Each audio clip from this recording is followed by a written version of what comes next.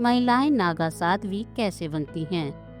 कुंभ मेले का इतिहास, परंपरा, तपस्या और आध्यात्मिक जीवन का सच। नमस्कार दोस्तों, आज हम एक बहुत ही दिलचस्प और रहस्यमयी विषय पर चर्चा करेंगे। महिलाएं नागा साध्वी कैसे बनती हैं और उनका कुंभ मेले में क्या महत्व है। इस विषय पर बहुत कम जानकारी उपलब्ध है, लेकिन आज हम इसे ऐतिहासिक, धार्मिक और सामाजिक दृष्टिकोण से पूरी तरह से समझने की कोशिश करेंगे। तो चलिए इस अद्भुत यात्रा पर निकलते हैं और जानते हैं इस परंपरा का गहरा और विस्तृत इतिहास। नागा साध्वी कौन होती हैं?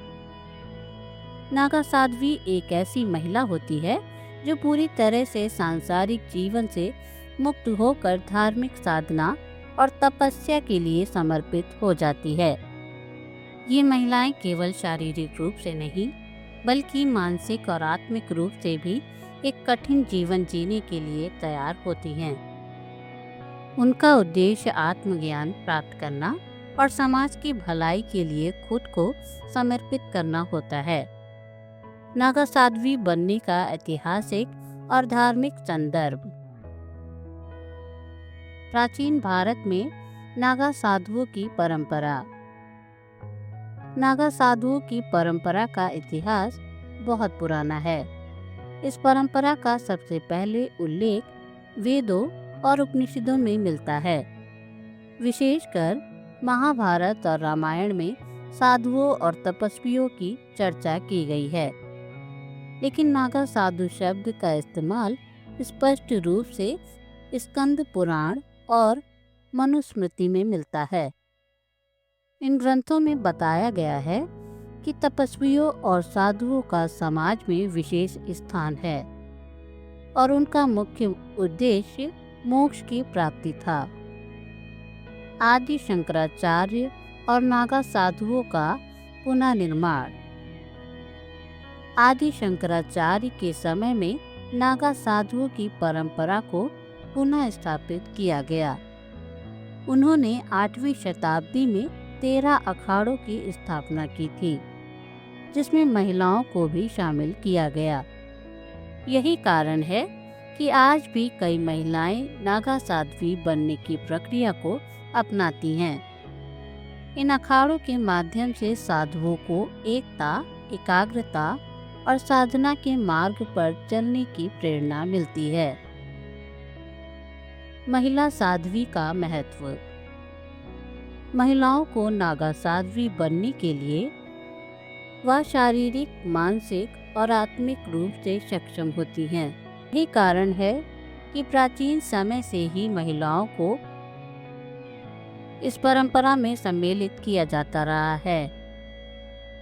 यह एक ऐसी परंपरा है जिसमें महिला शक्ति और जागरूकता को अधिक महत्व दिया गया। नागा साध्वी बनने की प्रक्रिया और उसका इतिहास। गुरु की चयन प्रक्रिया। नागा साध्वी बनने के लिए सबसे पहला कदम है एक योग्य गुरु का चयन। यह परंपरा बहुत ही कड़ी और विशिष्ट होती है। इतिहास में यह देखा गया है कि महिलाएं अपने गुरु के मार्गदर्शन में ही साधना की प्रक्रिया पूरी करती थी। गुरु के साथ होने वाली पहली दीक्षा से वह सांसारिक मोह से मुक्त हो जाती हैं। दीक्षा और तपस्या की शुरुआत।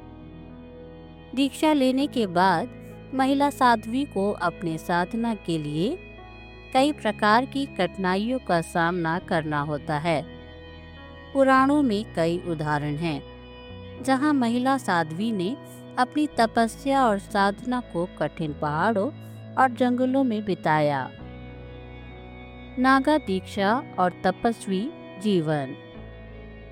नागा साध्वी बनने के बाद महिला को एक विशेष जीवन शैली अपनानी होती है। वे अपने पुराने जीवन को छोड़कर पूरी तरह से तपस्या, ध्यान और साधना में लीन हो जाती है। उन्हें आंतरिक शांति, संतुलन और सच्चे ज्ञान की प्राप्ति का लक्ष्य होता है। प्रारंभिक हवन और साधना। जैसे ही कोई महिला नागा साध्वी बनती है, वह कई प्रकार के हवन और धार्मिक अनुष्ठान करती है। इन हवनों का उद्देश्य आत्मिक शुद्धि और दिव्य शक्ति प्राप्त करना होता है। यह प्रक्रिया उनके जीवन का एक महत्वपूर्ण हिस्सा होती है। कुंभ मेले में नागा साध्वी का महत्व। कुंभ मेला ऐतिहासिक संदर्भ। कुंभ मेला भारत का सबसे बड़ा और प्राचीन धार्मिक मेला है। इस मेले का इतिहास बहुत पुराना है और इसे 1000 ईसा पूर्व से मनाया जा रहा है।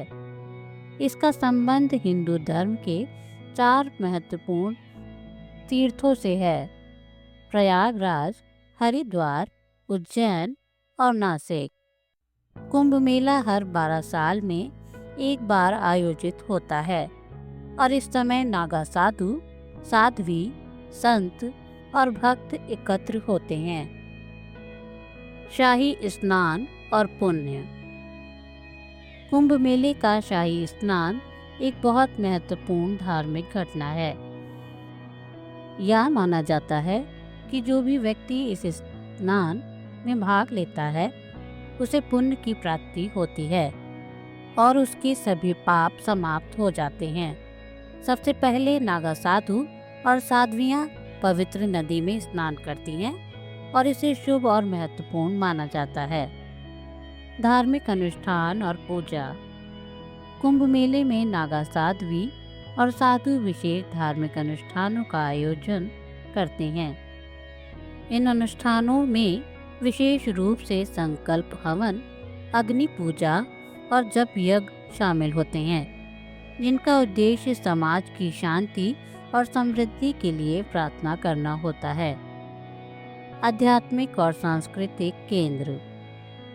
नागा साध्वी कुंभ मेले के दौरान अपने जीवन के अनुभवों और तपस्या के माध्यम से समाज को आध्यात्मिक दृष्टिकोण से जागरूक करती है।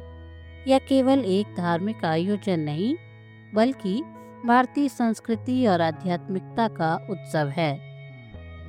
ज्योतिषीय दृष्टिकोण और आध्यात्मिक महत्व। ज्योतिषीय शास्त्र के अनुसार कुछ खास ग्रहों का प्रभाव ऐसे व्यक्तियों में देखा जाता है जो आध्यात्मिक जीवन की ओर अग्रसर होते हैं। विशेष रूप से मंगल, शुक्र और शनि ग्रहों का प्रभाव होने पर व्यक्ति में तपस्या और साधना की ओर आकर्षण बढ़ता है। इसके अलावा सूर्य और चंद्रमा की स्थिति भी यह तय करती है कि व्यक्ति को किस प्रकार के आंतरिक और बाहरी बल मिलेंगे। ज्योतिषी मानते हैं कि जब इन ग्रहों की स्थिति अनुकूल होती है तो साध्वी की साधना को एक विशेष ऊर्जा मिलती है जो उसे उच्चतम आध्यात्मिक स्तर तक पहुंचाती है। निष्कर्ष।